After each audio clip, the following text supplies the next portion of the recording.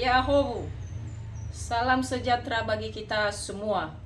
Saya Pendeta Roslina Gule sebagai Pendeta Resor Jawa, mewakili seluruh pengurus harian Majelis Resor dan seluruh warga jemaat se-Resor Jawa, mengucapkan selamat ulang tahun kelima Jemaat ONKP Emmanuel Bekasi.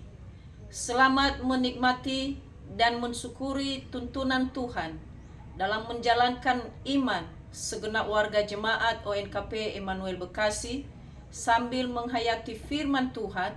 Aku senantiasa mengucap syukur kepada Allahku karena kamu atas karunia Allah yang dianugerahkannya kepada kamu dalam Kristus Yesus. 1 Korintus pasal 1 ayat 4.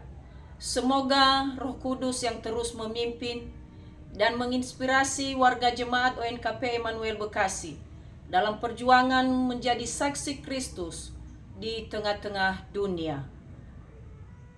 Tumbuh, tangguh, melayani. Tuhan Yesus memberkati. Salam.